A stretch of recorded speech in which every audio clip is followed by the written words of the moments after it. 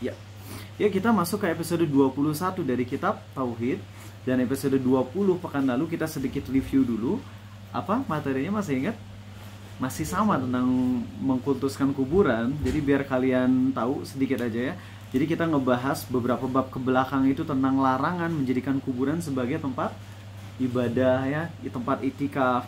Kemudian dibahas juga tentang bagaimana hukum membangun kuburan, memberi lampu kepada kuburan, menghias kuburan yang ujung-ujungnya awalnya ziarah kubur untuk ingat mati, ziarah kubur malah jadi tamasya, malah jadi tempat rekreasi.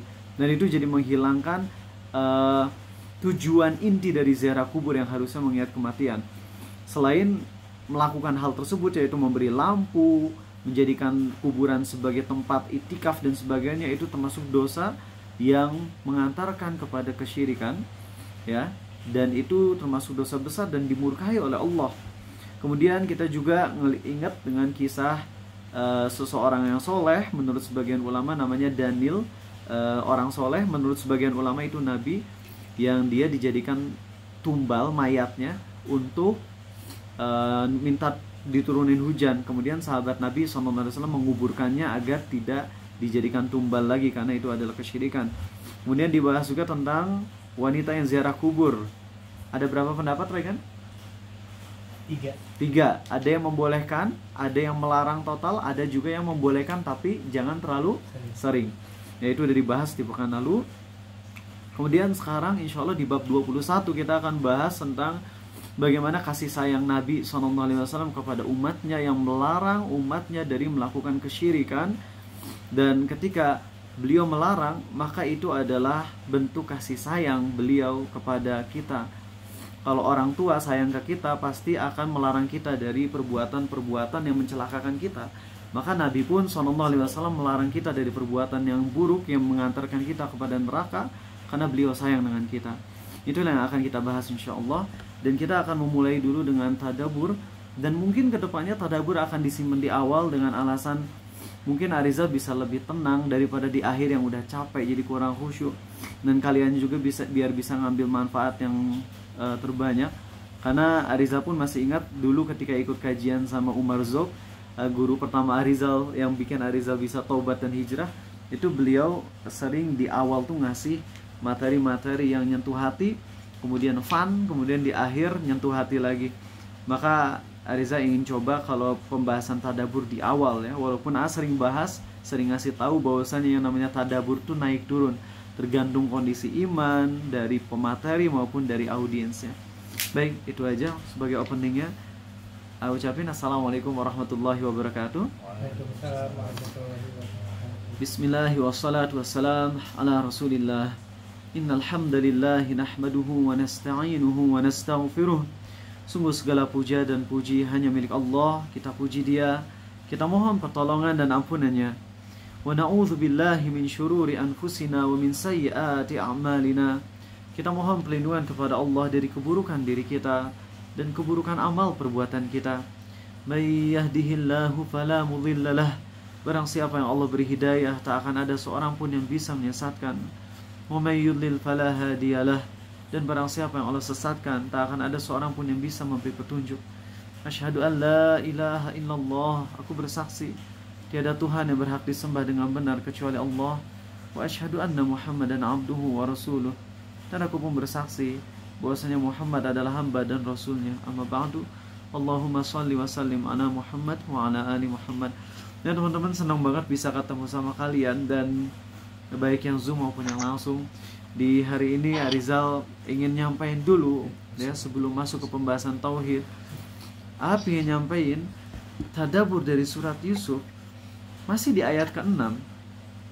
Pekan lalu kita ingat dengan bagaimana nasihat dari Nabi Yakub kepada anaknya untuk jangan menceritakan mimpinya kepada kakak-kakaknya.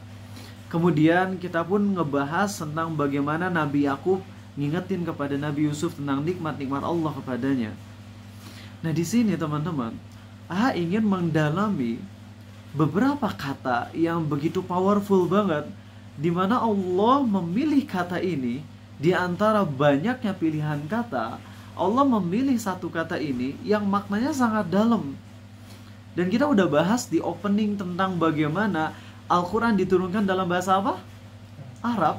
Yang mana bahasa Arab ini memiliki kedalaman yang luar biasa antara satu kata dengan kata lainnya, atau antara satu kata memiliki banyak versi, yang setiap versi itu memiliki kedalaman makna. Dan Allah ketika berfirman dengan ayatnya pasti memilih kata yang paling cocok dan paling pas. Yang mana pilihan kata itu kalau kita selami dalami itu begitu powerful banget. Sangat powerful banget. Nah, kita akan bahas bagaimana ada satu kata di ayat ke-6, yaitu bunyinya gini.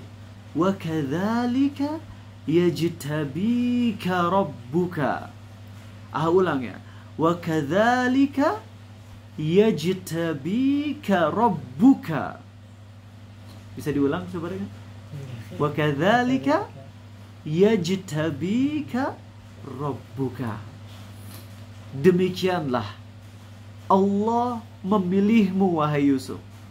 Itu adalah ucapan Nabi Yakub kepada anaknya. Ulang ya, biar kalian connect nih. Wa kadzalika yajtabika rabbuka. Demikianlah Allah memilihmu wahai Yusuf. Yajtabika. Nah teman-teman, memilih dalam bahasa Arab itu ada beberapa kata. Ada beberapa kata. Yang pertama, ikhtiar. Ikhtiar. Kalau ikhtiar mah versi bahasa Indonesia artinya apa kan? Usaha ya. Itu versi bahasa Indonesia. Tapi kalau dalam versi bahasa Arab, ikhtiar itu adalah memilih karena baik. Memilih karena baik. Di antara pilihan ada yang baik, ada yang enggak. Milih itu karena baik. Makanya istikharah itu dekat dengan kata ikhtiar. Ada kata khairnya di sana, karena istikharah itu kita minta apa? Yang terbaik. Paham ya? Jadi kalau kata ikhtiar itu artinya memilih karena apa? Karena baik. Dan Allah gunakan kata ikhtiar saat Allah memilih Nabi Musa. Apa firman Allah tentang Nabi Musa? Wa ana ikhtartuka. Wa ana ikhtartuka. Ikhtartuka itu dari kata ikhtiar ya. Wa ana ikhtartuka fastami' lima yuha. Allah menggunakan kata akhtartuka ya. Ini kata ikhtiar saat Allah berfirman tentang Nabi siapa? Tadi baru ngomong ada kan? Nabi Musa. Ini pas banget. Karena Nabi Musa tuh ngerasa dirinya nggak pantas untuk jadi nabi. Kenapa coba? Kenapa Nabi Musa ngerasa nggak pantas dirinya jadi nabi? Gara-gara apa? Gara-gara ngebunuh orang. Iya nggak? Nabi Musa ngerasa berdosa. Makanya Nabi Musa berkata, Inni zalamtu nafsi faghfirli. Ya Allah, aku telah berbuat zalim pada diriku sendiri. Aku telah membunuh ini. Aku zalim ya Allah. Dan Allah menggunakan akhtartuka. Seakan-akan tuh kayak gini bahasa kitanya ya. Seakan-akan, ini bukan firman Allah. Ini hanya bahasa seakan-akan supaya bisa lebih mudah dimengerti. Allah tahu Nabi Musa merasa dirinya gak pantas. Kayak dirinya penuh dengan dosa, penuh dengan keburukan karena udah bunuh orang. Tapi Allah berfirman, tidak seperti itu wahai Musa. Aku milih dirimu karena pada dirimu ada kebaikan. Allah gunakan kata apa? Akhtartuka. Yakni dari kata apa? Ikhtiar. Yang artinya apa ikhtiar? Memilih karena ada kebaikan. Paham di sini? Tadi kalau di surat Yusuf Allah gunakan katanya apa? Udah lupa lagi ya. Oke. Yajtabika. Ya, yajtabika. Oke. Tadi apa yang kalian pahami dulu ya. Yang pertama ikhtiar, artinya memilih karena ada kebaikannya. Kedua, teman-teman, ada kata istifa. Apa istifa? Istifa itu artinya memilih karena ya udah aku pingin. Gak ada yang bisa nanyain aku kenapa aku milih ini. Murni ini mah pilihanku. No one can object, no one can debate gitu. Jadi aku milih suka-suka gue bahasanya gitu. Ya. Itu kata apa? Istifa. Istifa artinya memilih karena ya udah karena aku ingin. Kalian nggak boleh nanya, itu pilihanku mutlak, nggak ada yang berhak untuk ngasih komentar, nggak ada yang bisa debat. Aku milih titik. Dan Allah gunakan kata istifa ketika Allah berfirman di surah Al-Hajj, Allahu yastafi. Allahu yastafi minal malaikati rusulan wa minan nas. Innallaha sami'un basir. Sesungguhnya Allah istifa, sesungguhnya Allah memilih rasul-rasulnya dari kalangan malaikat dan juga dari kalangan manusia. Jadi Allah pilih, bebas. Kenapa Allah milih Nabi Muhammad SAW jadi nabi? Kenapa Allah milih keturunan Ismail yang jadi nabi terakhir, bukan keturunan Ishak? Kenapa? Ya suka-suka Allah. Namanya juga istifa. Dan Allah gunakan itu ketika Allah memilih rasul-rasulnya, yaitu bebas pilihan Allah. Makanya kenapa Yahudi kafir? Karena nggak mau nerima pilihan Allah itu. Tahu nanti akan ada rasul namanya Muhammad SAW di akhir zaman. Tahu banget tuh Yahudi. Cuman versi Yahudi Muhammadnya harus dari kalangan Bani Israel. Masa ini dari Bani Ismail? Nggak cocok lah dengan keinginan kami. Padahal Allah udah ngasih tahu bahwasanya Allah lah yang yastofi, istifa. Allahu yastofi. Allah milih rasul-rasulnya bebas. Mau Allah milih ini, milih itu, terserah Allah. Nggak ada yang bisa ngedebat. Paham? Mau tanya lagi ulang. Yang kita bahas ini untuk kata milih, kita akan bahas ada 3 ya. Dan yang kita udah bahas ada berapa tadi? 2. 1 apa? Ikhtiar. Artinya apa? Milih karena ada kebaikan. Yang kedua apa? Istifa. Milih karena ya suka-suka Allah. Suka-suka aku yang milih gitu. Yang ketiga, ijtiba. Ijtiba. Itu dari kata jabwa.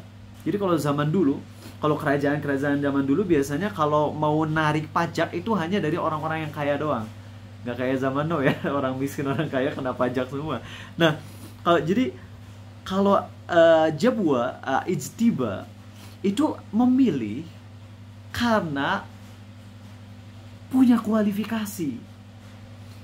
Karena kriterianya cocok. Karena dia punya kualifikasi yang cocok, pas, kriterianya cocok, itu namanya ijtiba. Kalau misalnya Regan, Ali, Dika, sama Herfian, kalian datang ke perusahaan dan yang bisa diterima cuma 1 dari 4 kalian. Ini udah di-record kok, udah di-record versi dari handphone Arizal ya. Kalau dari Zoom mungkin gak di-record, gak apa-apa, tapi insya Allah aman ya. Oke. Ulang ya. Tapi tadi apa? Ijtiba itu memilih karena apa? Ada kualifikasi. Kualifikasinya cocok, pas. Kalau kalian berempat ngelamar pekerjaan, HRD cuma bisa milih 1, yang kira-kira dipilih yang apa? Yang paling sesuai kualifikasi. Regan mungkin jago banget di bidang A, tapi perusahaan butuhnya di bidang B, yang gak akan dipilih karena gak cocok. Jadi ijtiba tuh milih karena cocok, punya kualifikasi. Paham di sini? Allah gunakan tentang Nabi Yusuf tuh pakai ikhtiar, pakai istifa, atau pakai ijtaba. Ijtiba.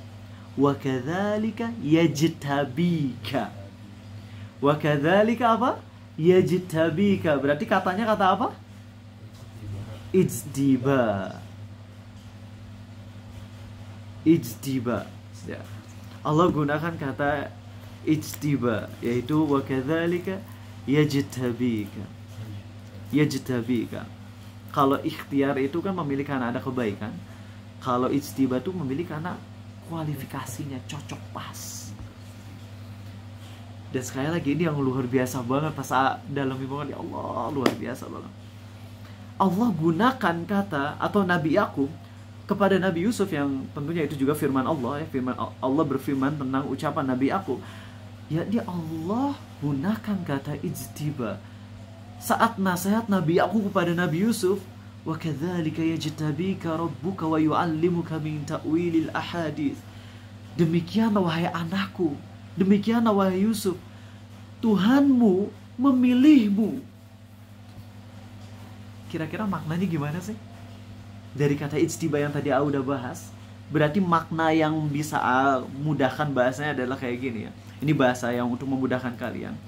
Wahai Yusuf, kau ini punya kelebihan. Kau ini punya kualifikasi. Kau ini punya kriteria yang cocok banget. untuk melaksanakan misi-misi dari Allah. Maka dari itulah Allah memilihmu. Coba mau nanya, Regan punya anak, dan anak Regan cerdas banget di bidang robotik, English speech. Kira-kira Regan kalau punya anak yang cerdas banget, Regan bakal ngapain dia kan? Pengennya penyekolahin. Penyekolahin. Terus selain di sekolahin dia apain? Ditempatin ke tempat kerja yang sesuai dengan Sebelum ini masih di sekolah, belum kerja. Diikutin kontes-kontes ya nggak sih? Diikutin olimpiade atau apa kontes ya namanya, lomba-lomba yang kayak gitu-gitu kan? Kenapa? Karena punya kelebihan. Anak Regan punya kelebihan. Dan biasanya kalau Regan punya anak, kemudian anaknya punya menonjol di bidang ini, dan Regan bilang, wah kamu nih hebat, kemudian dia diikutin olimpiade, diikutin tes, dan akhirnya lolos dan kemudian jadi juara. Kira-kira perasaan yang ada di hati muncul apa? Kalau tanpa diiringi dengan agama yang baik, apa yang muncul? Sombong kan? Paham nggak? Di sini Nabi Yakub mengatakan, wa kadzalika yajtabika. Yang pertama kali Nabi Yakub ingetin kepada Yusuf adalah apa? Wahai anakku, semua potensimu, semua kelebihanmu, semua kualifikasimu, semua kriteriamu yang cocok ini, itu adalah Allah yang ngasih ke kamu. Allah yang ngasih ke kamu. Jadi di sini, ketika banyak orang tua yang ketika anaknya punya kelebihan, dia muji, yang akhirnya anaknya jadi sombong. Di sisi ini, di kisah Nabi Yakub sebaliknya, ketika Nabi Yakub melihat anaknya punya kelebihan, yang diingetin kepada anaknya adalah, wahai anakku, Allah yang udah ngasih kelebihan ini. Allah yang udah ngasih kamu kriteria ini, kualifikasi ini. Allah yang milih kamu. Sehingga Nabi Yusuf hilang semua potensi sombongnya. Yang ada adalah Nabi Yusuf down to earth. Yaitu apa? Tawadu, serendah hati mungkin. Walaupun punya kelebihan ini itu, tapi Nabi Yusuf tawadu. Karena apa? Karena Nabi Yakub salah satunya, Nabi Yakub yaitu ayahnya, ingetin Nabi Yusuf, wahai Yusuf, semua kelebihanmu ini adalah dari Allah. Ingat, itu dari Allah. Dan berhubung Allah gunakan kata yajtabi, ijtiba, berarti kelebihanmu ini akan jadi apa? Akan jadi senjata untuk melaksanain misimu. Paham gak? Artinya Nabi aku ngasih tahu ke anaknya, nak, kamu nih punya kelebihan ini, maka suatu saat Allah akan beri kamu misi untuk kamu tuntaskan. Kita terkenal, ini bukan berarti nafsirin Quran dengan ucapan Paman Ben ya, tapi Uncle Ben bilang kepada keponakannya itu Spider-Man, apa? Great power comes with great responsibility. Great power artinya apa? Kekuatan yang hebat datang bersamaan dengannya tanggung jawab yang besar. Great power comes with great responsibility. Dan ini cocok banget teman-teman. Ketika Allah gunakan ijtiba kepada Nabi Yakub, kepada Nabi Yusuf, Allah ingatkan, wahai anakku, engkau punya kelebihan ini. Ini enggak harus membuatmu jadi sombong. Tidak seharusnya membuatmu jadi sombong. Dan ketahuilah wahai anakku, semua kelebihan ini itu enggak ada gunanya sampai kamu gunakan kelebihanmu ini untuk taat kepada Allah. Itulah kata ijtiba. Allah gunakan kata ini tentang Nabi Yakub yang nasihatin Yusuf. Allah memilihmu, nak. Dan ingat, kamu ini gak hebat kecuali kalau kamu tawadu, dan kecuali kalau kamu gunakan kelebihanmu itu untuk taat kepada Allah, untuk menghambakan dirimu kepada Allah. Dan hebatnya apa, tahu gak? Ini adalah dialog terakhir antara Nabi Yakub dengan Yusuf. Habis ini Nabi Yusuf gak pernah lagi ada obrolan sampai 80 tahun kemudian, yaitu saat Nabi Yusuf bertemu dengan ayahnya. Dan nasihat inilah yang membuat Nabi Yusuf selalu kuat saat diuji. Saat Nabi Yusuf masuk ke dalam sumur, Nabi Yusuf ingat dengan nasihat ayahnya. Nah, ingat, Allah memilihmu untuk suatu misi. Itu yang bikin Nabi Yusuf gak terlalu sedih ketika masuk ke dalam sumur. Beliau ingat dengan nasihat dari ayahnya, oh ya, ini adalah salah satu dari jalan Allah untuk aku melaksanakan misiku. Saat Nabi Yusuf diajak untuk zina, oh ini adalah ujian dari Allah, ini adalah ujian dari Allah, misiku adalah untuk taat kepada Allah, untuk menjauhi maksiat ini. Saat disuruh milih untuk zina atau masuk penjara, misiku adalah untuk masuk penjara. Pasti di dalam penjara itu ada hal yang Allah inginkan. Dan bener aja, pas masuk penjara Allah ngasih hidayah kepada 2 orang yang asalnya menyembah berhala, kemudian Nabi Yusuf mendakwai di dalam penjara. Lihat bagaimana indahnya takdir Allah demi takdir demi takdir yang berjalan, di mana Allah memilih Nabi Yusuf karena punya kualifikasi. Dan sebenarnya teman-teman, ini harusnya di pembahasan minggu depan, tapi nggak apa-apa, bahas di sini aja. Allah gunakan kata yajtabika selain untuk Nabi Yusuf, untuk siapa lagi coba? Ada yang tahu nggak? Kalau tahu hebat ya. Sok, yang kalian yang lagi nonton boleh coba. Allah gunakan kata yajtabika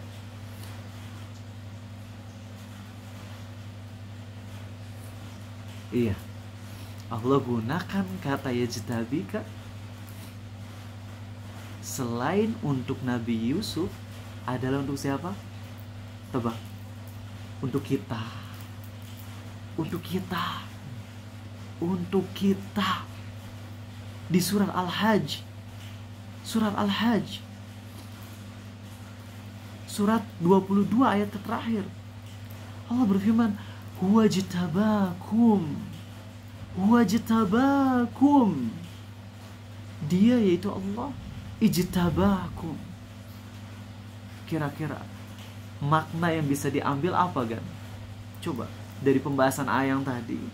Dan Allah berfirman huwa jtabakum. Allah milih kalian, Allah milih kita nih sebagai muslim. Allah berfirman sebelum ayat ini, Allah berfirman dulu huwa sammakumul muslimina min qabl. Huwa jtabakum wa Allah berfirman setelahnya. Setelah Allah berfirman huwa jtabakum, Allah juga berfirman huwa sammakumul muslimin. Allah lah yang menamakan kalian sebagai muslim. Kalian muslim dan Allah milih kalian. Kira-kira maknanya apa kan? Kita memiliki keutamaan keistimewaan sebagai umat akhir zaman, sehingga betul, kita orang-orang terpilih. Kita orang-orang terpilih.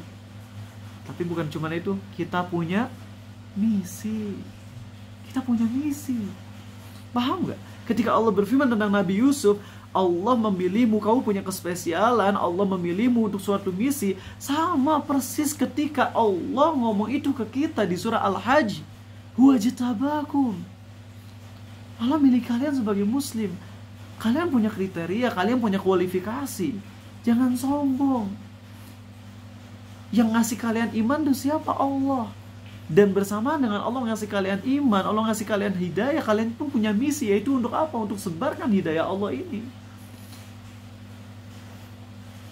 Makanya ketika kita udah muslim, seorang muslim di hatinya pasti, kalau muslimnya benar, dia ingin menyebarkan hidayah itu untuk orang lain. Dia nggak akan tinggal diam ketika ngelihat orang lain berbuat maksiat, apalagi kemaksiatan yang membatalkan Islamnya. Dia ingin sebarkan itu. Kenapa? Karena dia sayang. Allah memilih kita. Allah memilih kita sebagai muslim karena kita punya kualifikasi untuk menyebarkan hidayah. Makanya Allah berfirman di surat 3, kuntum khaira ummatin ukhrijat linnas. Kalian ada sebaik-baiknya umat yang dikeluarkan untuk manusia, yang ada di antara manusia, kalian yang terbaik. Ta'muruna bil ma'rufi wa tanhauna 'anil munkari wa tu'minuna billah. Kalian mencegah dari kemungkaran, kalian nyuruh kepada kebaikan, dan kalian beriman kepada Allah. Huwa jtabakum. Allah milih kalian. Sadarlah teman-teman, ketika kita punya iman, kita punya Islam, ini Allah yang milih kita. Allah milih kita, dan bersamaan dengan Allah milih kita sebagai seorang muslim, kita jadi nyadar bahwasanya ini adalah karunia Allah, sehingga kita nggak sombong. Itu pertama. Sebagaimana Nabi aku pun menasehati Nabi Yusuf untuk gak sombong. Kedua, kita punya misi, yaitu untuk menyebarkan Islam, menyebarkan tauhid kepada seluruh manusia. Dan siapa muslim yang paling mengamalkan ayat ini? Siapa? Siapa muslim yang paling mengamalkan ayat ini, yaitu yang paling menyebarkan hidayah, paling melarang kepada keburukan, dan paling menyuruh kepada kebaikan? Siapa muslim yang paling mengamalkannya? Siapa? Nabi Muhammad SAW. Nabi Muhammad SAW. Dan itu cocok banget dengan pembahasan kita malam hari ini. Nabi sayang kepada umatnya. Nabi sayang kepada manusia pada umumnya. Karena itu beliau ingin mencegah manusia dari kesyirikan, dari hal-hal yang membawa mereka kepada kekafiran. Beliau sayang, teman-teman. Beliau ingin kita semua selamat dari keburukan di akhirat. Karena itu kita pun sama, harus berjuang untuk menyebarkan hidayah Allah ini, sebagaimana Nabi kita SAW. Dan salah satu ayat yang nyentuh hati banget, teman-teman, ada di surah An-Nisa. Ini salah satu ayat yang, ya Allah, kalian mungkin gak ngeh gitu ketika ngebaca ayat ini. Tapi ketika ngebaca surah An-Nisa tentang perang, ini salah satu ayat yang dalam banget.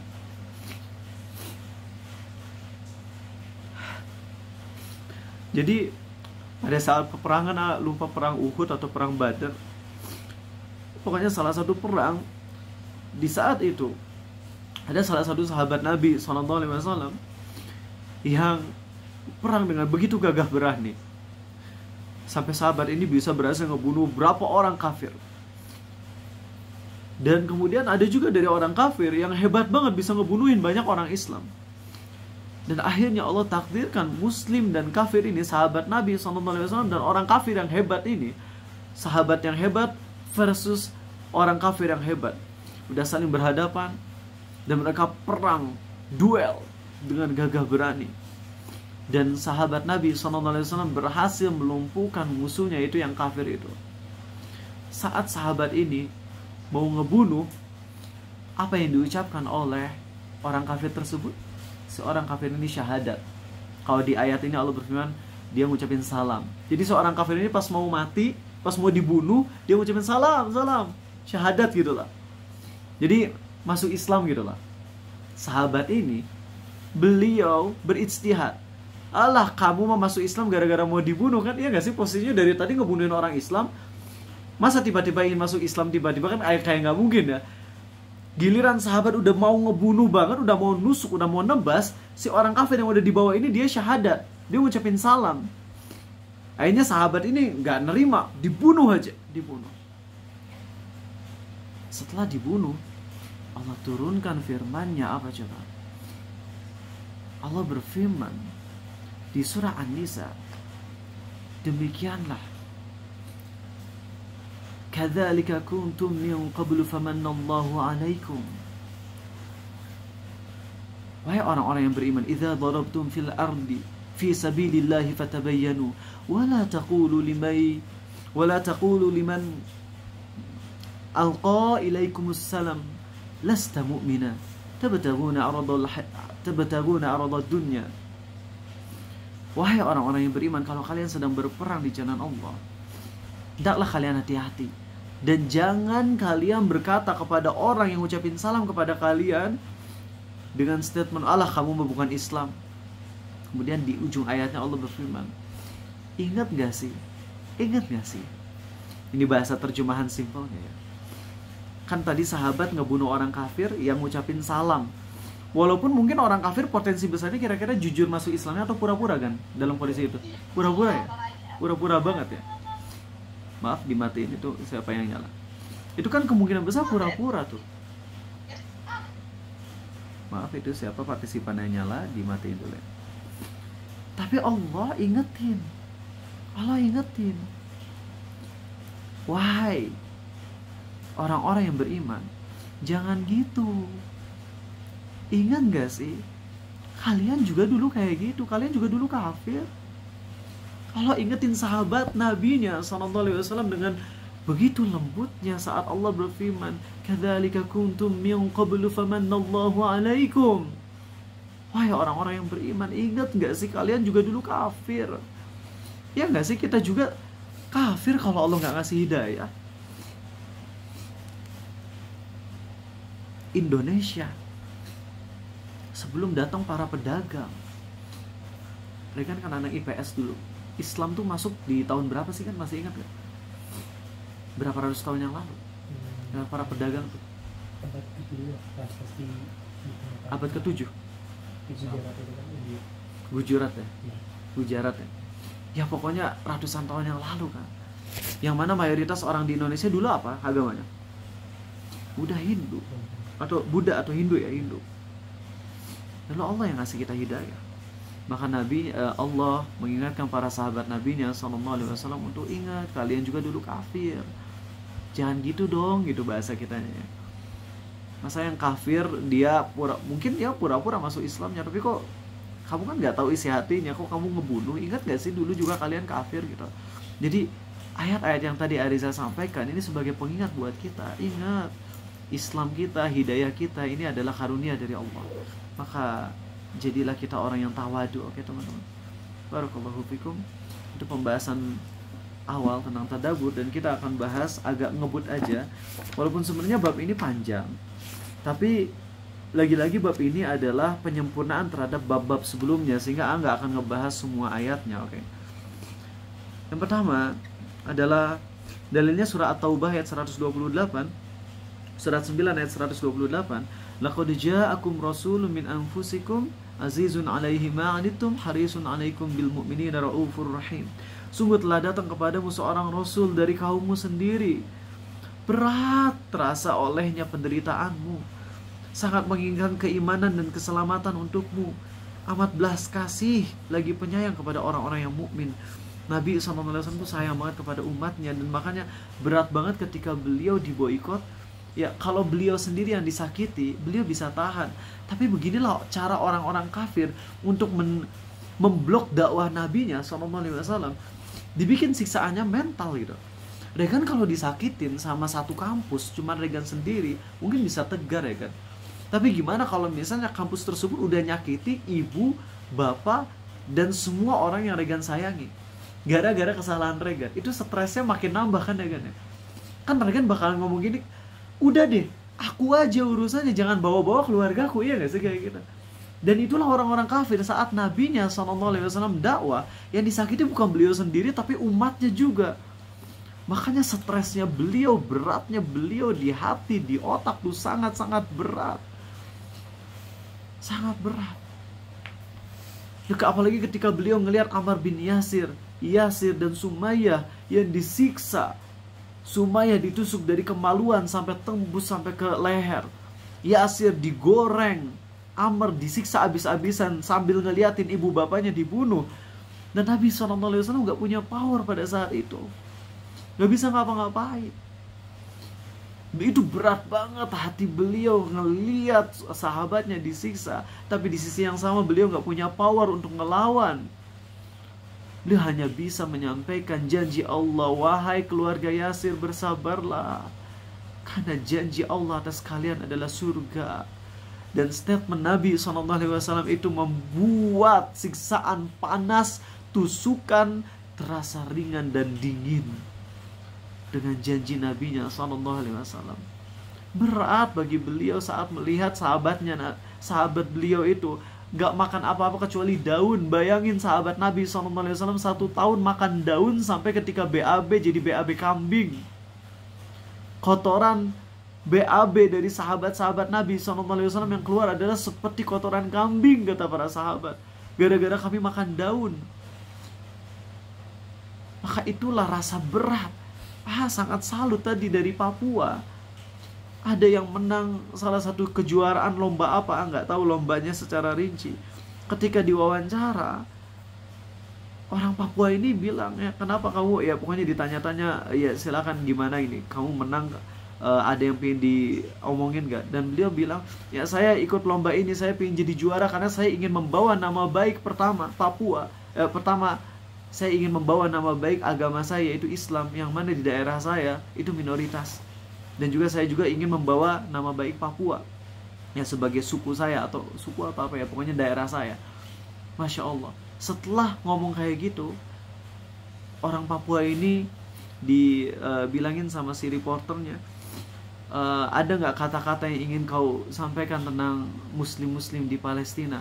Itu Masya Allah orang Papua yang gagah ini, ketika dibilangin Muslim di Palestina, ya, ada yang pengen kau katakan tentang Muslim di Palestina itu, langsung beliau nangis dan gak bisa ngelanjutin ucapan. Beliau nangis terseduh-seduh. Seperti itulah mukmin kepada mukmin lainnya, yaitu sakit hati ketika ngelihat ada Muslim yang lagi disiksa. Sedih. Ya, kita tahu mereka syahid, teman-teman. Kita bahagia di satu sisi karena mereka, di saat mereka lagi ada yang dioperasi tanpa bius, mereka ngaji, menjelang mati mereka ngucapin la ilaha illallah, setelah meninggal mayatnya harum kasturi. Kita bahagia melihat mereka syahid. Dari sisi akhiratnya iya, insya Allah mereka syahid. Tapi dari sisi duniawinya kita harus sedih. Dan rasa sedih dan nangis kita itu akan jadi pahala besar.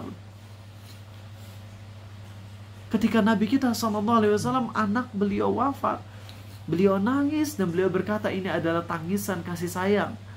Yang mana kalau kita, teman-teman, berempati dan nangis saat melihat video-video itu bukan kita cengeng. Itu adalah bukti kalau kita masih hidup dan Allah akan menyayangi kita karena rasa sayang kita kepada mereka. Dan itulah Nabi kita SAW, sangat sayang kepada umatnya. Beliau sangat ingin selamat umatnya dunia akhirat. Karena itu ketika para sahabat Nabi SAW dapat kekayaan, ya, beliau bersabda, yang aku khawatirkan atas kalian itu bukan kemiskinan, namun yang aku khawatirkan atas kalian adalah Allah bukakan atas kalian dunia, kalian jadi kaya, kemudian kalian saling berebut satu sama lain. Jadi beliau sayang ke kita dengan cara yang terbaik, yaitu menyelamatkan kita dari hal-hal yang mengantarkan kita kepada neraka.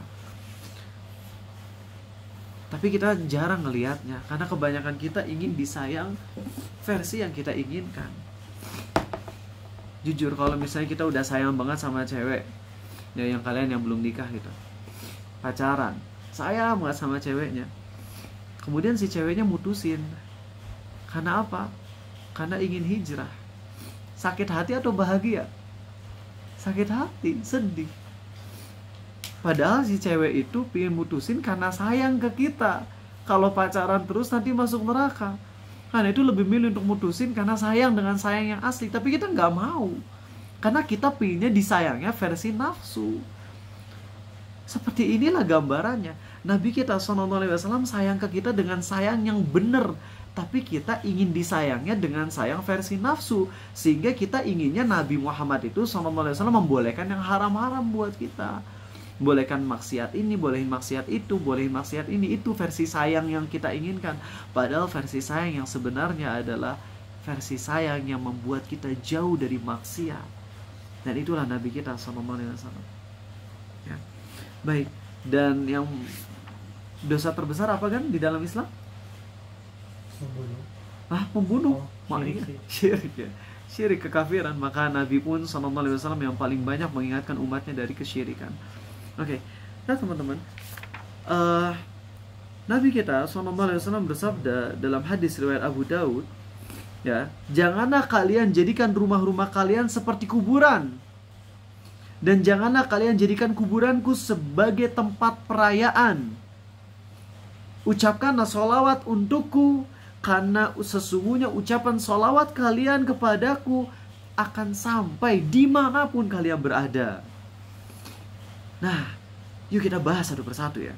Janganlah kalian jadikan rumah-rumah kalian sebagai kuburan. Maksudnya apa? Dalam hadis yang lain, Nabi kita SAW bersabda, jangan kalian jadikan rumah kalian seperti kuburan. Setan akan lari dari rumah yang dibacakan surat Al-Baqarah. Ini agak perlu meres otak ya, siap-siap ya. Ini agak meres otak. Janganlah kalian menjadikan rumah kalian seperti kuburan.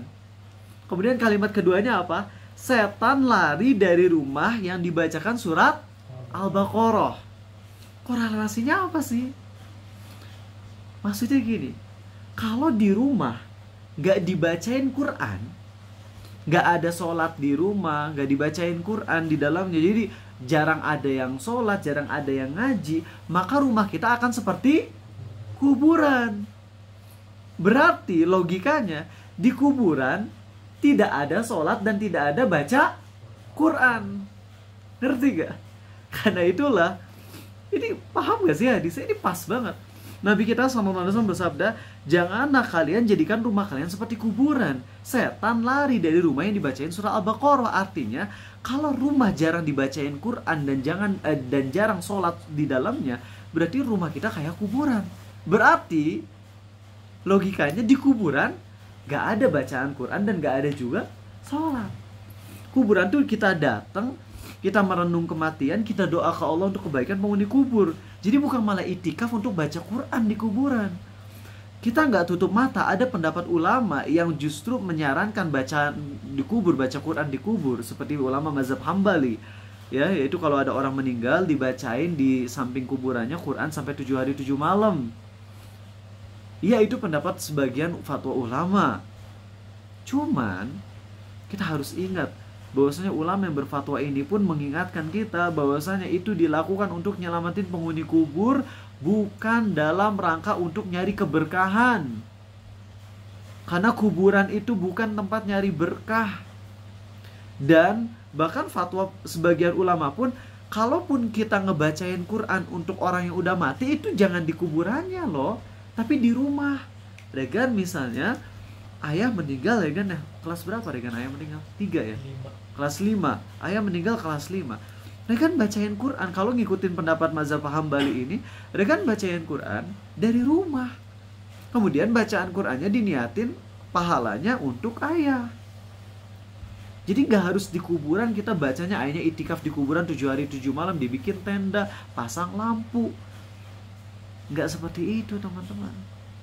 Jadi terkadang ada fatwa dari sebagian ulama mazhab, tapi kita ketika sudah melihat dalil-dalil, kita menghormati ulama mazhab tentunya, tapi coba cenderungkan hati kita untuk memilih pendapat ulama yang dari segi dalil itu lebih kuat.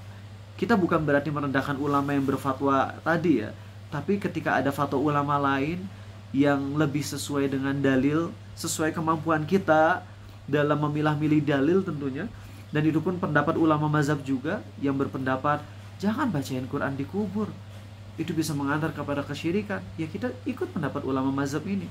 Jadi jangan kira ketika kita nggak mau bacain Quran di kuburan, itu berarti kita menentang para ulama. Kita juga ngikutin pendapat ulama juga. Apalagi pendapat ulama yang bilang jangan baca Quran di samping kuburan itu adalah pendapat yang lebih aman dari kesyirikan, dari potensi untuk terjerumus ke kesyirikan.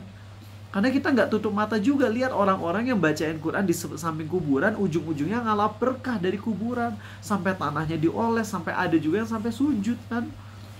Maka dari itu teman-teman, bijak-bijaklah dalam memilih pendapat ulama mazhab. Dan kita memuliakan semua ulama, terutama ulama yang 4 mazhab itu, karena mereka ulama ahlus sunnah. Dan ulama sepakat bahwasanya ulama yang 4 mazhab itu adalah ulama yang paling tinggi levelnya. Ya, seperti itu. Tentunya nggak lebih dari sahabat Nabi ya sallallahu alaihi wasallam. Maksudnya ulama pada zaman tersebut adalah ulama tertinggi level keilmuannya. Oke, baik teman-teman.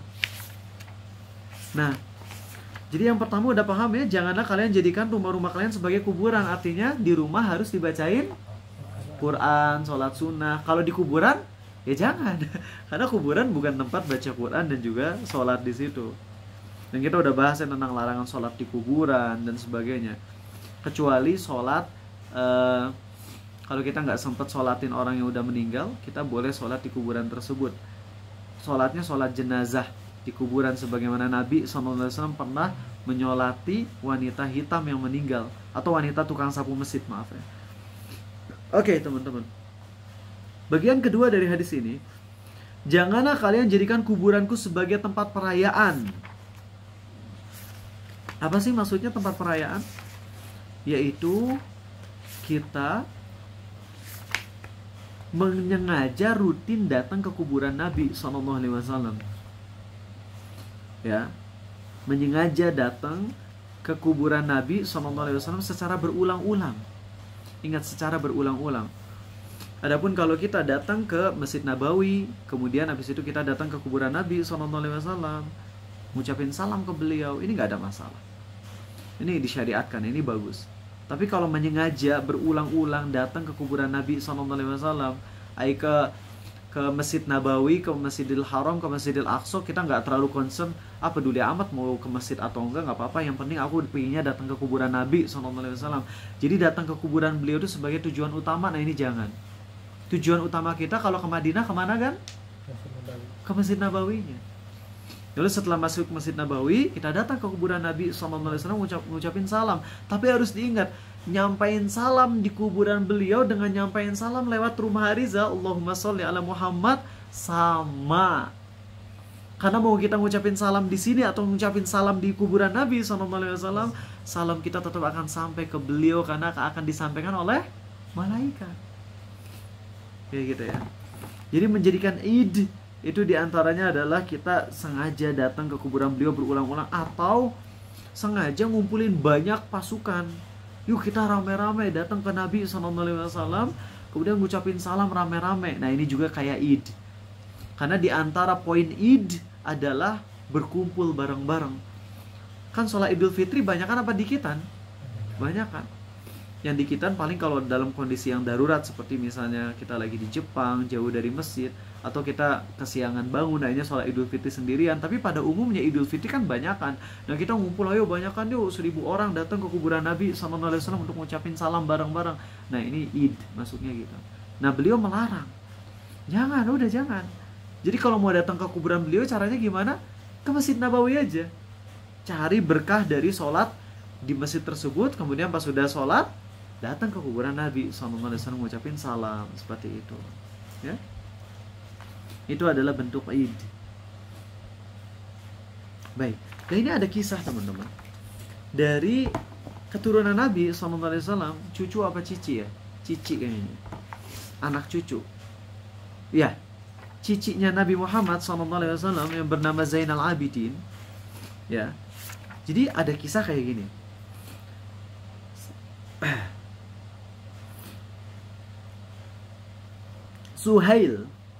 Suhail nih lagi melihat aku. Suhail berkata, Al Hasan bin Ali bin Abu Thalib melihatku. Ya, Al Hasan bin Ali bin Abu Thalib melihatku berada di kuburan Nabi SAW. Ini yang lagi ngomong siapa? Suhail ya. Suhail berkata, Hasan ya.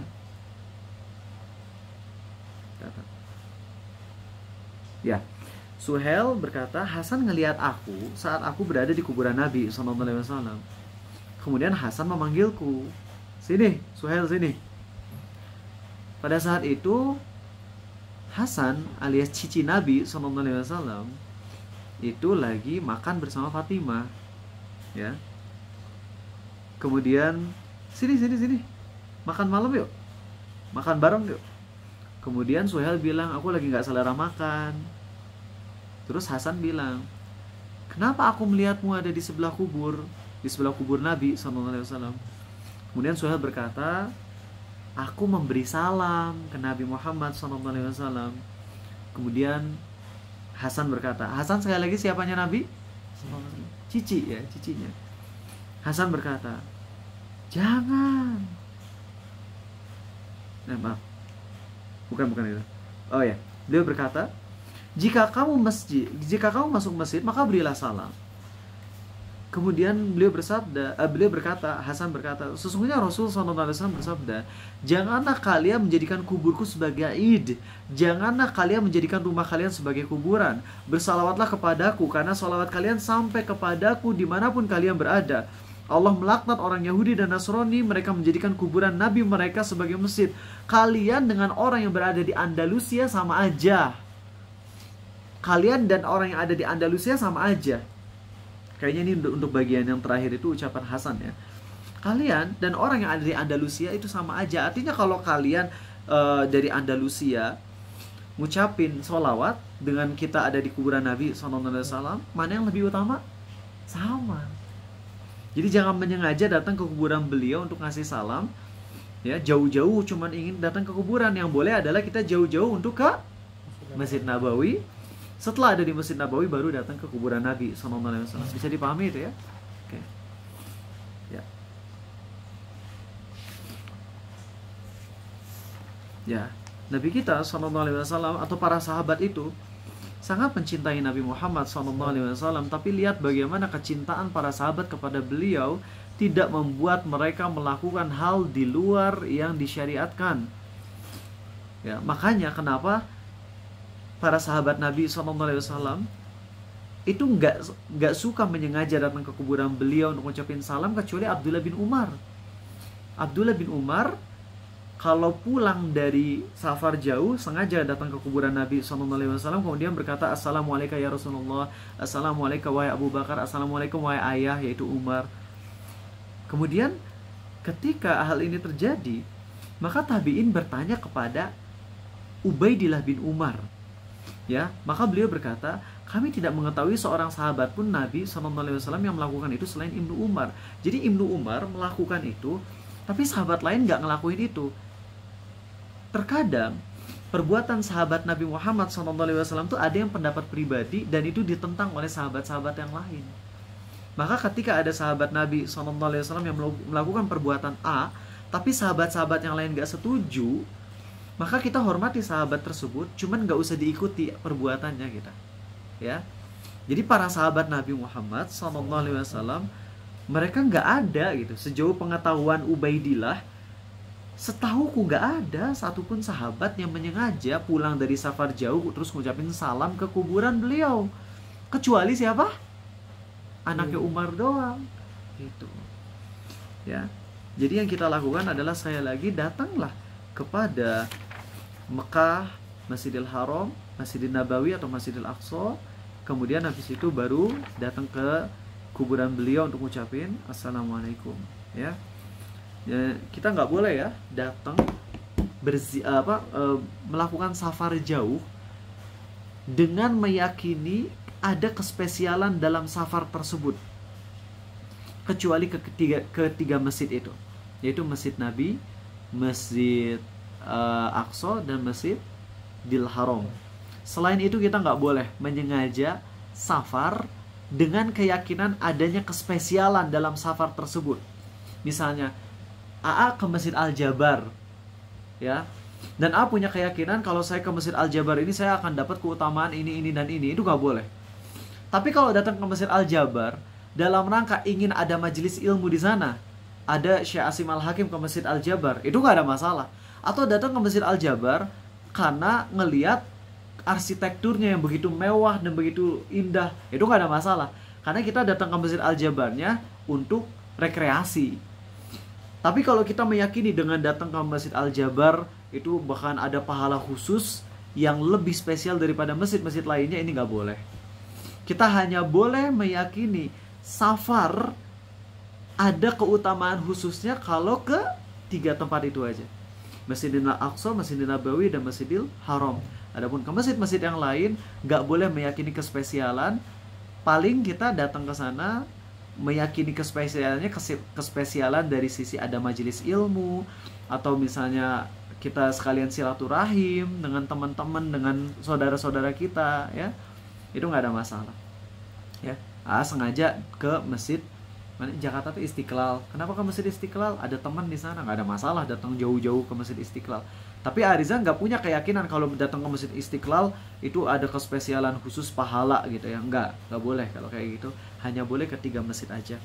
Baik, itu aja teman-teman dari Ariza. Alhamdulillah ada 12 menitan lagi buat kita sesi tanya jawab, baik tentang materi maupun di luar materi, insyaallah. Sepertinya Ariza udah ngebahas semua poin terpentingnya. Adapun yang lain sedikit aja. Jadi memang ada sebagian ulama yang justru membolehkan untuk datang sengaja ke kuburan Nabi Muhammad SAW. Di antaranya adalah Imam Al-Ghazali, Abu Muhammad Al-Maqdisi ya. Namun pendapat mayoritas ulama adalah melarang untuk sengaja datang ke kuburan beliau jauh-jauh hanya untuk datang ke kuburan beliau. Adapun jemaah umroh kan jauh-jauh untuk apa? Untuk umroh ke Masjidil Haram, kemudian habis itu ke Masjid Nabawi, habis ke Masjid Nabawi ke kuburan Nabi Muhammad SAW. Kalau itu nggak ada masalah, ya. Tapi kalau menyengaja dari sini teh hanya untuk ke kuburan Nabi aja SAW. Masalah umroh, masalah ke Masjid Nabawi itu mah sekunder. Niat primerku hanya untuk ke kuburan Nabi Muhammad SAW. Maka menurut mayoritas ulama ini dilarang. Yang membolehkan ada sebagian ulama seperti Imam Al-Ghazali, tapi kita lebih cenderung untuk mengikuti pendapat mayoritas ulama tersebut. Baik, itu aja teman-teman. Silakan yang punya pertanyaan boleh ditanyain ya. Oke, ada yang mau nanya langsung dari kalian? Ya silakan Harfian. Kan misalkan kita ziarah ke kubur gitu, kubur nenek misalkan, terus ada saudara juga, emang dia sengaja bawa kayak juz apa yang baca surat Yasin dan sebagainya sebagainya gitu, terus baca gitu di situ. Nah itu gimana? Ya kalau misalnya ada teman-teman kita, saudara kita yang baca Quran di kubur, kita nggak bisa ngelarang. Kenapa? Karena memang ada pendapat ulama yang membolehkan, bahkan menyarankan dia kemungkinan ikut pendapat ulama tersebut. Nah dalam hal yang ulama memang khilaf pendapat, kita memang nggak bisa ngelarang. Bisa sih ngelarang, cuman nggak wajib hukumnya, nggak wajib. Contoh deh, isbal menurut mayoritas ulama hukumnya apa? Pakai pakaian di bawah mata kaki. Dilarang. Menurut mayoritas ulama hukumnya makruh. Tapi sebagian kecil ulama berpendapat haram. Dan ini pendapat yang dipegang oleh Dr. Zakir Naik, Ibnu Hajar al-Asqalani, Imam Bukhari. Itu ulama-ulama besar. Udah baca abis-abisan tuh Ibnu Hajar al-Asqalani, Imam Bukhari. Imam Bukhari itu toleran sama perbedaan pendapat loh. Sangat toleran dalam perbedaan pendapat. Tapi dalam masalah isbal beliau tegas. Apapun yang dibawa mata kaki tempatnya di neraka. Nah, pendapat mayoritas ulama pakai pakaian di bawah mata kaki untuk cowok hukumnya makruh, nggak haram, makruh. Pendapat minoritas ulama, tapi inilah pendapat yang aku pegang, haram. Tapi apakah setiap kali Ariza ngelihat kalian pakai pakaian di bawah mata kaki, oi potong, enggak kan, enggak kayak gitu kan? Ya, tapi Ariza diemin kalian. Nggak akan nyuruh kalian potong pakaian kalian. Kenapa? Karena ini masalahnya ulama beda pendapat. Kemungkinan kalian mengikut pendapat yang makruhnya, atau kalian nggak terlalu peduli mungkin ya. Kecuali kalau kita adalah orang yang punya kekuasaan seperti Umar. Umar dulu ngelihat ada cowok pakai pakaian di bawah mata kaki, apa kata Umar? Hei cewek, kamu lagi mens ya? Kebayang gak sih? Umar ngelihat cowok pakai pakaian di bawah mata kaki langsung bilang, hei cewek, itu bahasa kita ya, lagi haid. Terus kata cowok itu, Umar, aku laki-laki. Kata Umar, kenapa kamu pakai pakaian di bawah mata kaki? Langsung dipotong itu kakinya. Kakinya dia, bajunya dipotong sama Umar. Langsung dipotong. Ya itu kan selevel Umar, selevel pemilik kekuasaan, dan Umar ya khalifah gitu loh. Nah, kita siapa? Kepala sekolah kita misalnya, atau rektor gitu, rektor kampus, isbal dipotong, udah DO langsung kita dari kampus ya. Jadi harus tahu diri gitu. Kita cukup diskusi ringan aja. Ya, bahkan mayoritas murid Arizal kayaknya kalian yang isbal siapa sih? Mayoritas kalian isbal lah. Karena Arizal belum ngebahas tentang hukum pakai pakaian di bawah mata kaki ya. Kalau yang dulu yang zaman 2016 rata-rata ngatung celananya. Tapi nggak usah ngatung banget ya. Pas di mata kaki aja nggak apa-apa. Jadi kalau ada yang baca Quran di kubur, itu kita nggak bisa ngelarang. Karena dia mungkin ikut pendapat bolehnya. Tapi kalau dia minta-minta ke penghuni kubur, larang, itu mah udah jelas syirik ya. Paham? Tapi kalau misalkan kita tahu dia nggak tahu gitu, kita tahu kalau dia nggak tahu, ilmunya, gitu. Kita nasehatin aja, kita ngobrol aja, tapi ngobrolnya nanti, misalnya pas udah beres kita diskusi dengan dia, kita kasih tahu nggak sih kalau baca Quran di kubur tuh menurut banyak ulama nggak boleh gitu ya. Saya hargai ada pendapat ulama yang bolehkan, tapi hati-hati, karena kalau baca di kuburan kemudian meyakini bisa berkah, lebih berkah daripada di tempat lain, ini bahaya, ini bisa mengantarkan kepada pengkultusan terhadap kuburan. Kasih nasihat gitu aja. Oke? Baik, yang di chat dulu ya. Bersediakah membaca doa kifaratul majelis? Ya nanti kalau udah beres. Apa hukumnya berdoa di dalam hati? Kalau berdoa di dalam hati itu hukumnya jadi berharap, itu bukan doa kehitungnya, tapi berharap. Maksudnya baca Yasin gitu dilarang? Enggak dilarang. Tuh kan ya, jadi emang butuh untuk ditegasin lagi. Kadang suka banyak yang gagal paham kalau kita nggak dengerin sampai beres, atau mungkin kadang-kadang A-nya yang kurang tegasin ya. Baca Yasin nggak apa-apa, baca Quran nggak apa-apa. Ngebacain untuk orang yang udah meninggal, ibu kita meninggal, terus kita bacain surat Yasin untuk orang yang udah meninggal, itu pun boleh menurut banyak ulama. Boleh. Dengan diniatin bacaan Quran kita, baca surat Yasin, Al-Mulk atau apapun diniatin untuk orang yang meninggal, itu boleh menurut banyak ulama. Yang nggak boleh itu adalah kalau baca di pinggir kuburan, kemudian kita meyakini baca di pinggir kuburan itu lebih utama daripada di masjid. Nah itu yang jelas-jelas nggak boleh mah. Oke, jadi ulang ya. 1. Untuk ngebaca Quran untuk orang yang telah meninggal, dan kita niatin pahala baca Qurannya diniatin untuk hadiah untuk orang yang udah meninggal, ini diperbolehkan oleh banyak ulama. Diperbolehkan oleh banyak ulama. Pribadi lebih tidak mengamalkannya. Lebih mengamalkannya doa. Kalau doa, sedekah itu jelas ulama sepakat boleh. Tapi kalau bacain Quran untuk orang yang udah meninggal, di situ ulama beda pendapat, tapi banyak ulama yang membolehkan. Kemudian selanjutnya, baca di pinggir kuburan, baca Quran di pinggir kuburan berlama-lama. Nah ini lebih banyak ulama yang melarang, tapi ada sebagian yang membolehkan juga, masih membolehkan.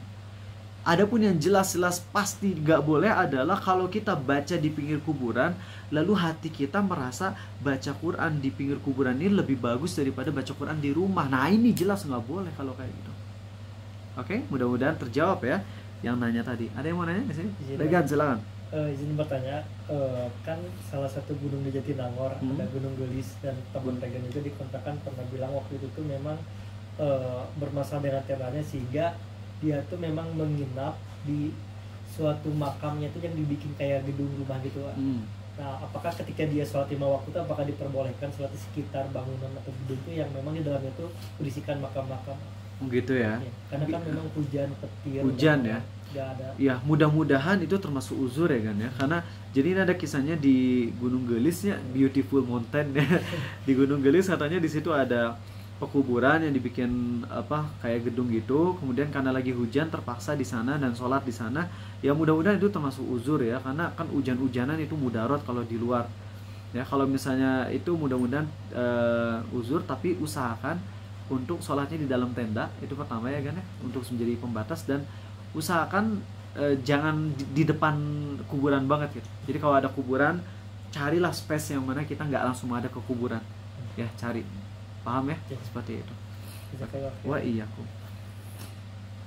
Selanjutnya, bagaimana batas bermuamalah di medsos dengan kadang post sesuatu yang bisa menjuruskan kepada, aduh ini kalau pembahasannya yang masih terlalu global nggak bisa sekarang. Bagaimana jika curhat ke ahli kubur, kayak ngobrol aja tapi nggak minta doa. Jadi kalau misalnya curhatnya tuh sebenarnya bukan kita pingin ngobrol banget sama dia, tapi itu lebih kepada mencurahkan isi hati. Itu mah mirip sama Nabi SAW saat bilang kepada anak beliau, ya, wahai Ibrahim, wahai anakku, ya, Ibrahim bukan Nabi Ibrahim bukan, tapi anak Nabi Muhammad ya, SAW, wahai Ibrahim, sesungguhnya kami sedih dengan meninggalnya dirimu. Tentu bukan berarti ngobrol sama orang yang udah mati, tapi itu adalah kata Ibnu Hajar al-Asqalani atau kata ulama yang lain, itu adalah cara untuk mengekspresikan dengan secara tidak langsung gitu. Kalau secara langsung begini kan ya, wahai para sahabat, aku sedih gitu, aku sedih dengan meninggalnya Ibrahim, tapi beliau mengekspresikannya dengan cara tadi. Nah kalau ngobrol dengan penghuni kuburnya kita ngobrol langsung, nah ini jangan. Walaupun memang gak dipungkiri, sebagian ulama berpendapat penghuni kubur tuh bisa ngedengerin kita, sebagian ya, ngedengerin kita. Nah mungkin kalau kalian curhat ke penghuni kubur tuh mungkin kalian ikut pendapat ulama yang berpendapat bahwasanya penghuni kubur bisa ngedengerin semua ucapan kita. Tapi ingat, curhatannya gak boleh sedikit pun ada isinya permintaan. Kalau curhat ya curhat aja, mah lagi banyak utang nih, mah lagi banyak masalah dengan pacar. Udah pacaran banyak masalah lagi, udah dosa ya. Udah jangan dilanjutin dengan mah doain ya. Wah kalau kayak gitu syirik nantinya jadinya. Kalau udah pakai minta didoain, itu jadinya kesyirikan akbar ya. Nah jadi hati-hati nih kalau kalian pengen curhat-curhat dan berpendapat ngikutin pendapat ulama yang berkata bahwasanya kuburan, penghuni kubur bisa dengerin kita, ya kalian curhat jangan diiringi dengan minta. Oke, seperti itu. Mudah-mudahan terjawab. Ada lagi ini? Baca ya. Oke, bersedekah.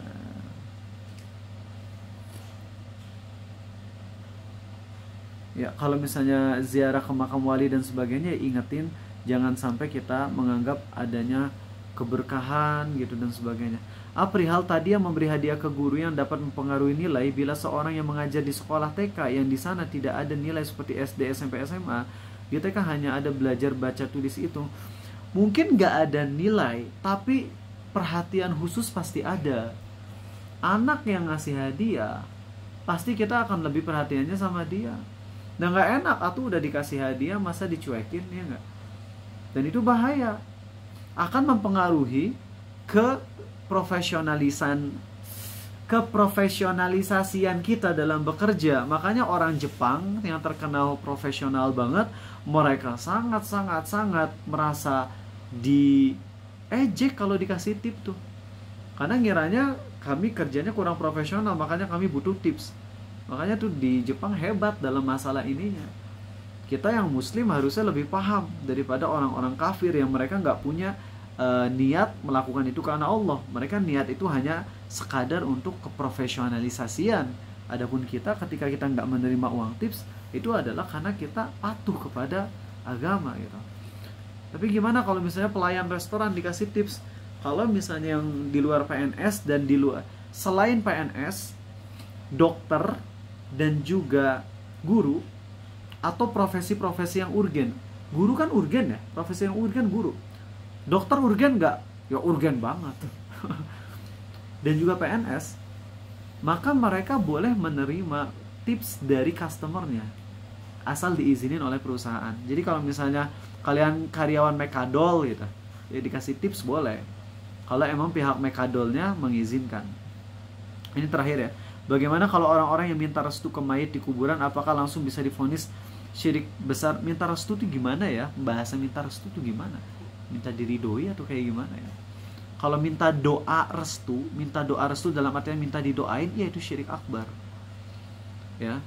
Tapi kalau misalnya minta restu tuh, ini emang harus didefinisiin dulu restu tuh gimana, karena ada yang menganggap mungkin restu tuh artinya ridho ya dengan perbuatanku, dengan anggapan bahwasanya emang penghuni kubur bisa ngedenger ucapan kita.